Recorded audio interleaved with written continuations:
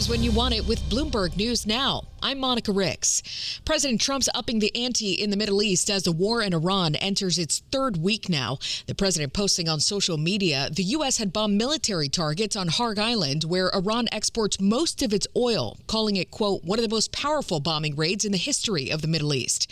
Trump's also threatened additional strikes targeting Iran's oil infrastructure there if Tehran continues to block energy flows in the Strait of Hormuz. Associated Press correspondent Philip Crowder's near the waterway in the United Arab Emirates. Just south from here in Fujairah is a very large oil facility that was struck earlier this morning by what presumably were Iranian drones. We do not have confirmation thereof, but there were two large columns of smoke billowing from that oil facility just a short while ago. Philip Crowder with the AP on Bloomberg this weekend. It airs till 10 a.m. Eastern. Meantime, shipping in Hormuz is essentially at a standstill as oil prices continue soaring. Brent crude closed above $100 a barrel for a second straight day Friday. It's a more than 3-year high. But the Trump administration says it's now working to ease global fuel pressures. U.S. Interior Secretary Doug Burgum talked to Bloomberg from Tokyo ahead of Japan's Energy Summit and Exhibition. And he says U.S. producers will be increasing their output both domestically and offshore. Some of them have, drilled but uncompleted wells. They just have to turn those on. And of course, we're seeing our partners. I just got back from Venezuela last week, where you've got companies like Chevron that are indicating that they can accelerate their development in places like that. The Trump administration's also cleared the way for oil production in California. Energy Secretary Chris Wright directed Sable Offshore to restore operations along the Santa Ynez pipeline to strengthen America's oil supply and ensure reliable energy for military installations along the West Coast. The project could pump up to 55,000 barrels of crude a day. The government's also approved BP's plan to pump crude from the Cascada project in the Gulf. That's expected to produce about 275 million barrels worth billions of dollars.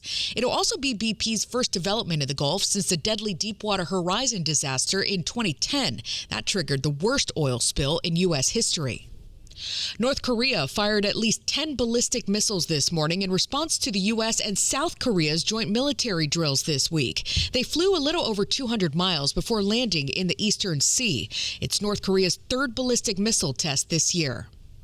The U.S. attorney in Washington, D.C. has vowed to appeal a ruling that could be a blow to the Justice Department's investigation of Fed Chair Jerome Powell. Bloomberg's Ed Kalegi explains. Jeanine Pirro vowed to continue her investigation of Chair Powell after a judge rejected subpoenas issued to the central bank. By inserting himself and preventing the grand jury from even obtaining, let alone hearing evidence, he has neutered the grand jury's ability to investigate crime. U.S. District Judge James Bossberg said the government had advanced no evidence to justify the subpoenas and said they clearly reflected an improper motive of retaliating against Powell over policy differences. Ed Kalegi, Bloomberg Radio. More than 30 states plan to resume an antitrust trial against Live Nation Monday after the Justice Department settled with the company this week over monopoly claims. A judge still has to review that settlement to make sure it's in the public interest before it's finalized. But terms of the deal would include Live Nation opening up its concert venues to rival ticketing services and capping fees at 15%.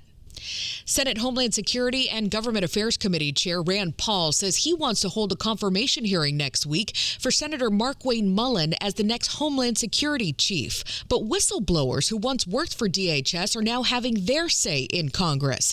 Bloomberg's Amy Morris has more from Washington. The whistleblowers were employees in the DHS Office for Civil Rights and Civil Liberties. They told Congress the agency provided a misleading account of how it handled civil rights complaints. They say the agency underreported the scope of complaints and investigations in its latest annual report to Congress. DHS officials dispute that. The Government Accountability Project urged lawmakers to require DHS to produce the underlying draft report and the data that were prepared before the office staff's reductions. In Washington, Amy Morris, Bloomberg Radio. NASA has a new date for its Artemis 2 launch. It initially aimed for February and March, but a fuel leak and helium issues last month delayed the mission, forcing NASA to return the rocket and spacecraft back inside for repairs. Its new target date is April 1st. But if that doesn't work, NASA says it has at least 6 other days in its April launch window. This is set to be the agency's first manned mission to the moon in more than 50 years. Paramount Skydance is renegotiating its broadcast agreement with the NFL now, which could set a precedent for other networks. According to CNBC, the league is pushing for an increase of about 50% over the $2.1 billion Paramount currently pays, or $3 billion annually. That would ensure CBS gets to keep its Sunday games through the 2033-34 season. And Team USA beat Canada 5-3 last night to advance to the semifinals of the World Baseball Classic. They'll take on the Dominican Republic for a spot in the finals tomorrow. And that's news when you want it with Bloomberg News Now. I'm Monica Rix, and this is Bloomberg.